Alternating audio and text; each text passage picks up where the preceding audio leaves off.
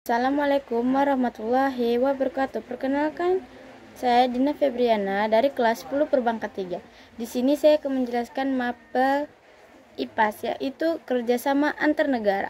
Upaya pelaksanaan sistem politik di luar negeri Indonesia sebagai amanah falsafah ideologi Pancasila dan landasan konstitusi Undang-Undang Dasar 1945, yaitu Indonesia berperan aktif dalam membina hubungan dengan negara lain. Hubungan luar negeri Indonesia secara resmi telah dimulai sejak negara Indonesia berdiri, yaitu 17 Agustus 1945. Kesempatan ini dimanfaatkan Indonesia untuk sentiasa mempromosikan kehidupan masyarakat yang humanis, menjunjung tinggi norma-norma masyarakat dan kehidupan, berdampak dalam keberagaman serta saling menghormati dalam keberagaman dalam setiap kerjasama yang terjalin. Indonesia selalu mengajak negara-negara sahabat untuk tidak mencampuri urusan dalam negeri-negeri lain. Penolakan penggunaan kekerasan,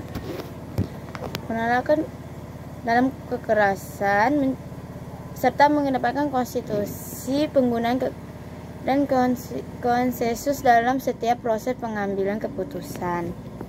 1. Kerjasama dalam bilateral. Kerjasama bilateral merupakan kerjasama yang dilakukan antara dua negara yang terdapat aktivitas timbal balik kedua belah pihak negara tersebut. A. Motif kerjasama.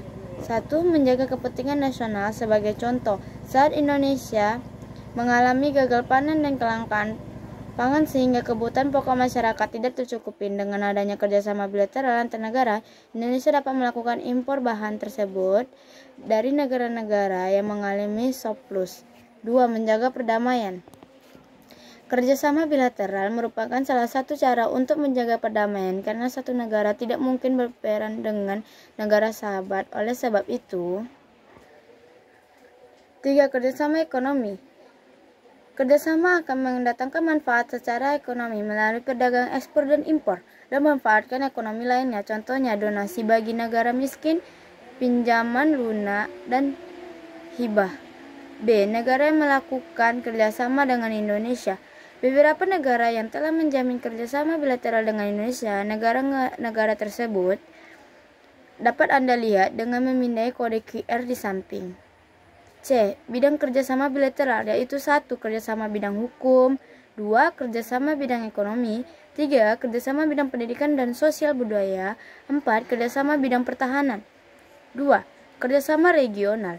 Kerjasama regional adalah kerjasama antar negara di suatu kawasan yang umumnya bersekutan. Tujuan utama kerjasama tersebut adalah untuk memajukan dan memperkokoh eksistensi negara yang berada pada suatu kawasan. Contoh kerjasama bidang regional dapat Anda lihat. 3. Kerjasama multilateral. Kerjasama multilateral merupakan bentuk kerjasama yang melibatkan lebih dari dua negara ataupun kelompok kerjasama tersebut, tidak memandang regional kewilayahan. A. Perserikatan bangsa-bangsa, United Nation. 1. Struktur organisasi PBB. A. Majelis Umum Generalitas SMB. B. Dewan Keamanan Security Council. C. Dewan Ekonomi dan Sosial. D. Dewan Pertanian. E. Mahkamah Internasional. 3. Sekretariat. 2. PBB juga memiliki lembaga khusus yang memengaruhi sebagai permasalahan di antar negara. UNESCO yang menangani bidang pendidikan dan kebudayaan. WHO yang menangani bidang kesehatan. UNHCR yang menangani masalah pengungsian, serta lembaga khusus lain. Jumlah saat ini mencapai 17 lembaga. B. World Trade Center Organization WTO merupakan organisasi perdagangan yang memiliki wewenang mengatur perdagangan antar negara yang harmoniskas di Jenewa, Swiss.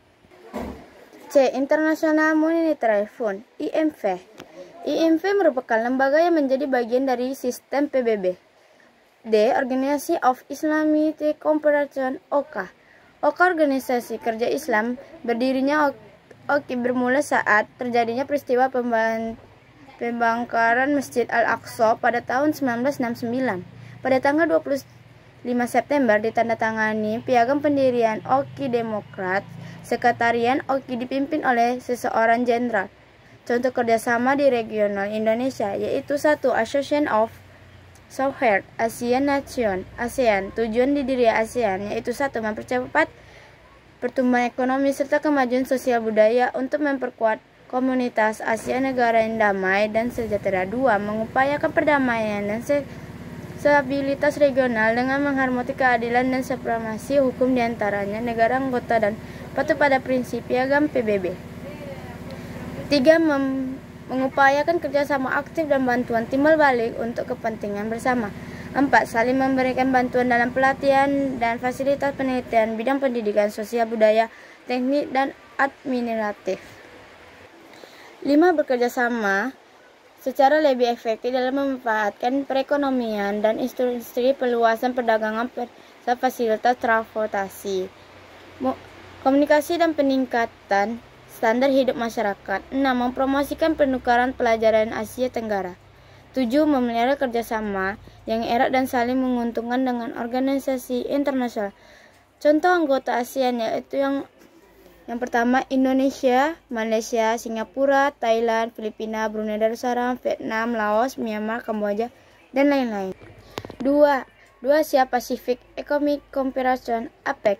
Anggota APEC yaitu adanya Australia, Brunei Darussalam, Kanada, Chili, Tiongkok, Cina, Taipei, Hong Kong, Indonesia, Jepang, Meksiko, Malaysia, Selandia Baru, Peru, Filipina, Papua Nugini, Rusia, Singapura, Korea Selatan, Korea Barat, Thailand, Amerika Serikat, Vietnam, dan lain-lainnya.